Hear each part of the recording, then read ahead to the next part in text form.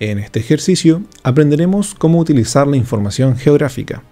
Para eso nos vamos a dirigir a nuestra hoja de cálculo y vamos a utilizar la información que aparece en extraer datos de ubicación geográfica. Nos tenemos que dirigir a la cinta de opción de datos y luego nos vamos a tipos de datos.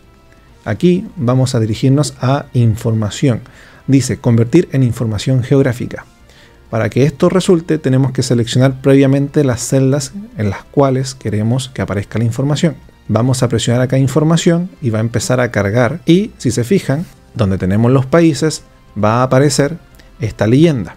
Ahora, ¿qué vamos a poder buscar con esta herramienta? Vamos a poder encontrar información relevante a estos países. No todas van a estar disponibles. Es muy probable que en algunas me indique de que falta realizar algún tipo de conexión. Vamos a probar, por ejemplo, abreviatura, me aparece la información. Probamos ahora con área, me aparece la información. Esto vendría siendo la cantidad de kilómetros cuadrados de superficie de cada país.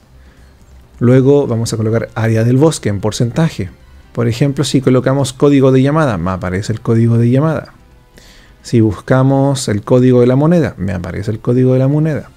Hay algunas informaciones que no van a aparecer, como por ejemplo, ciudad más grande.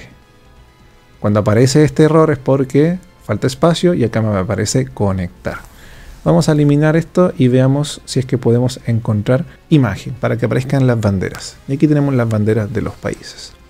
Así que ya habiendo realizado esta actividad, vamos a verificar nuestra casilla de chequeo. Así que esta actividad ya quedó por concluida.